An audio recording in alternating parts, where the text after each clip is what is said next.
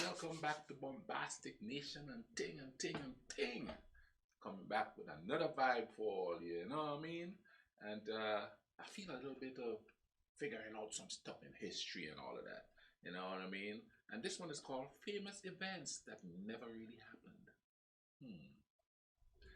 Makes you wonder how many so called famous things that didn't happen.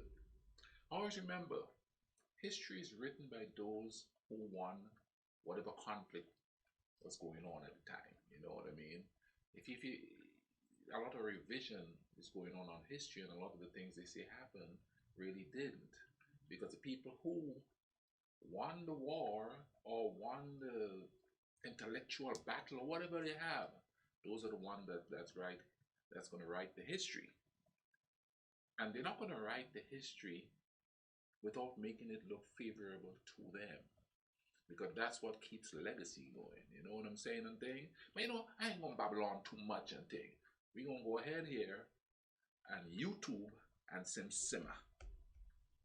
We're taught to believe everything our teachers tell us. But with age comes wisdom, and with wisdom comes the unfortunate realization that, well, teachers don't exactly know everything.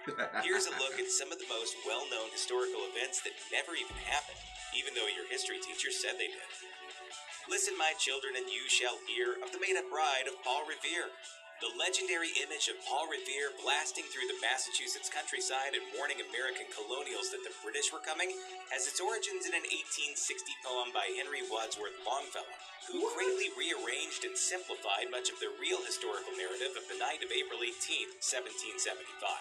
For one thing, Paul Revere didn't receive the famous one-if by land, two-if by sea lantern signals, he sent them. He also wasn't a solo rider. He was just one part of a larger warning system, including Dr. Samuel Prescott, who actually warned the militia at Lexington and Concord after Revere was arrested outside Lexington. Oh, and he didn't shout, "The British are coming," either. The one quote we do have from him was his reply to someone telling him he was making too much noise. Noise? You'll have noise enough before long. The regulars are coming out. Revere was important and a hero, but his deeds have been much exaggerated. Wow. So why did Longfellow turn Paul Revere into his solo hero? Probably because, "Listen, my children, and you shall hear of the midnight ride of Samuel Prescott" doesn't rhyme. There are three things every red-blooded American knows about George Washington.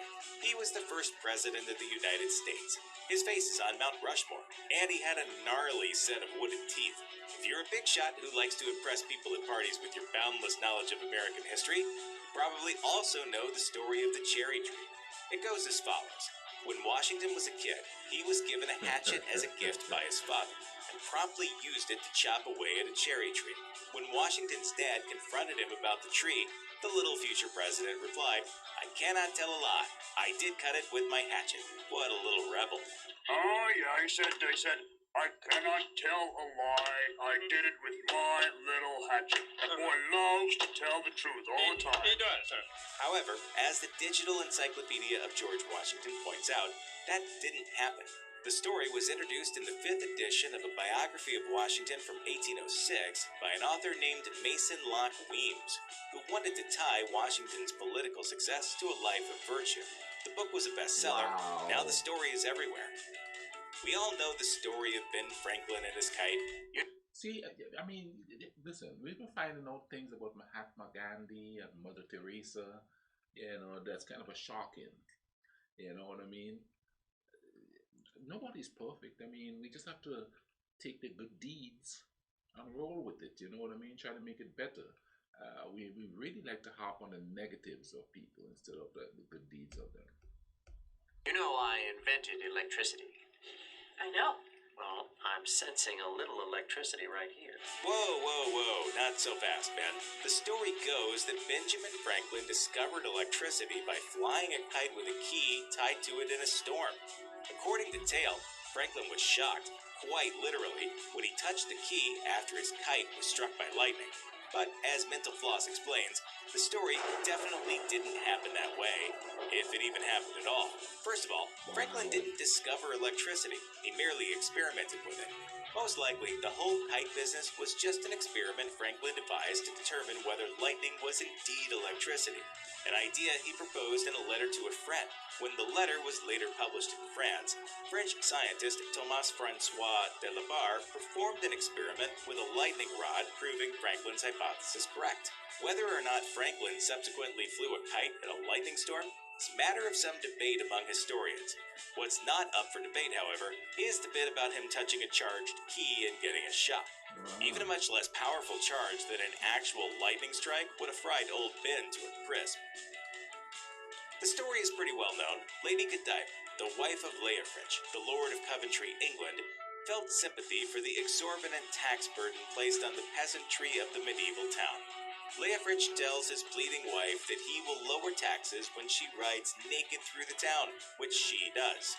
In a side element to that tale, as a sign of respect, all of the villagers stay indoors while she rides.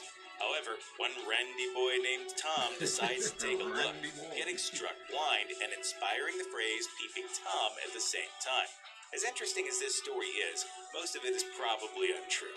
The story is based on a real person, a woman named Godifu, which is the Anglo-Saxon name that the Latin Godiva comes from, and she was the wife of Leofrich, the real Count of Coventry. But as Harvard Magazine explains, historians of the time did not indicate there was anything notable about this woman, outside of being married to an important man. And you'd think that, oh yeah, there was that one time she and a horse streaked the town to lower taxes, would have at least garnered a mention. It wasn't until 2 centuries later that monks started recording this legend, likely as a way of explaining certain historical acts of generosity on the part of Leofrich. Pretty much every kid in America learns on their first day of history class that America was discovered by the Italian explorer Christopher Columbus, who sailed the ocean blue in 1492 in an attempt to reach Asia, subsequently proved that the world was round. I thought he directed Home Alone. However, as the Washington Post notes, almost none of what we learned about Christopher Columbus's kids is true. For one thing, the ancient Greeks had already figured out that the world was round. Columbus simply thought it had to be smaller due to some bad math. He definitely didn't discover America either. Aside from the fact that there were millions of people already living there, Columbus wasn't even the first European to land in the Western Hemisphere. Leif Erikson is believed to have landed and made a settlement in North America 500 years prior. Last but not least, Columbus never set foot on continental North American soil, but only various islands in the Caribbean.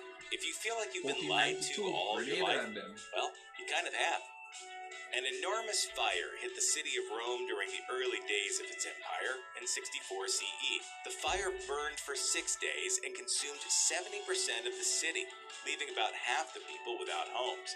Popular legend states that the Emperor Nero spent the time during the fire playing music and singing about Rome's destruction. Nero thought himself to be a visionary artist. So visionary, in fact, that his last words were allegedly, "What an artist dies in me." Dramatic much? The story gave rise to the popular expression, "Nero fiddled while Rome burned," which has gone on to describe anyone who acts ineffectually during a time of crisis. However, this saying is rooted in lies. As historians have noted, the fiddle did not exist until about 1,000 years from the time of the fire. If Nero was playing anything at all, it would have been a cithara, an instrument similar to the lyre, whose name is the source of the guitar we know today. But wait, there's actually not any evidence that Nero was citharaing while Rome burned either. The closest report comes from the Roman historian Tacitus, who says there were claims that Nero sang about the destruction of Troy during the fire, but even Tacitus found this story to be contrived. The cold hard truth is that Nero was still kind of jerk about the fire, even if he didn't fiddle during it. He blamed the whole thing on the still obscure religious cult called Christians, and then built a big house for himself on the ruins. Like we said, dramatic. Why did the angry peasant class of the French Revolution cut off the head of their queen, Marie Antoinette? According to popular knowledge, it was because she said they should eat cake. Apparently, these folks didn't have a sweet tooth. The story goes that someone told the queen that the people of France had no bread, to which she responded, "Let them eat cake." The statement is pretty much exactly the kind of thing an out-of-touch, oblivious person would say. It's just that she never actually said, "Let them eat cake." However, as you've probably guessed by now, there's no historical evidence that Marie Antoinette ever said any such thing. Well, that depends on who you ask. Well, ask Kirsten Dunst, who played her in the movie. Encyclopedia Britannica explains that variations of that story, used to poke fun at rich people, had existed around the world in other languages for centuries before Marie Antoinette was even born. The first French language occurrence appeared in print in a book by French philosopher Jean-Jacques Rousseau, who attributes the quote to an anonymous princess. Marie Antoinette was a princess at the time, too young for anyone to care about her culinary opinions. Rousseau-inspired revolutionaries likely applied her name to the story as a form of propaganda. The story goes, Nothing is original. You see? People have been saying that stuff for centuries before. But we've come so far, we attribute that to that one woman. How much of history is actually real anyway? Gotta ask that question, huh? That on All Hallows Eve in 1517, an obscure monk named Martin Luther from the small German town of Wittenberg strolled up to the castle church and hammered to the door a list of his soon-to-be famous 95 Theses, which laid out grievances with the Catholic Church, primarily centered on the sale of indulgences, or in other words, the Church exchanging forgiveness of sin for money. Martin Luther's bold and risky act subsequently kicked off the Protestant Reformation and would go on to change the world. So, what's the real story? Did this brassy monk stroll up to the church door, hammer in hand, and ring out revolution across the land? According to Martin Luther researchers, nah. For starters, the story was first written by someone who could not possibly have witnessed it, and it was first published after Luther died, who, by the way, had gone his whole life without mentioning the story to anyone.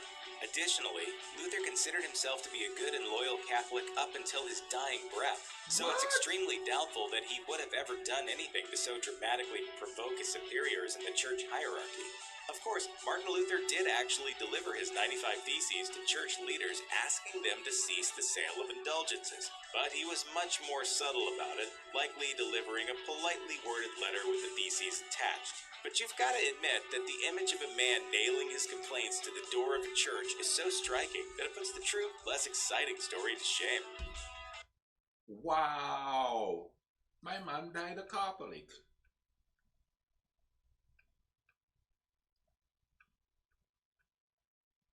Wow. It's easy to say, well, of course people believe these fake stories in Falcon times. They didn't even have Snopes to fact check. But not all fake historical events happened, or didn't happen, in the distant past. There are major, world-shaking events recorded in living memory that completely, actually, weirdly didn't happen. One such occurrence was the Gulf of Tonkin incident, a confrontation between ships in the Gulf of Tonkin near North Vietnam that led to the U.S. becoming more directly involved in the Vietnam War. According to reports, an American destroyer was pursued and attacked by North Vietnamese torpedo boats in 1964 on 2 separate occasions. The result of these reports was the Gulf of Tonkin Resolution, which authorized President Johnson to more or less go buck wild on Vietnam, which, as you likely know, turned into a national disaster. Well, it turns out we were all punked. As reported by the U.S. Naval Institute, declassified documents have revealed that the U.S. ship fired the first warning shots in the initial encounter, but failed to report said shots, which made the Vietnamese appear to be the aggressors. And the second incident? Yeah, it never even happened at all. Instead, U.S. ships motored around in a storm shooting torpedoes at tall waves, which could look like ships on a radar, for hours.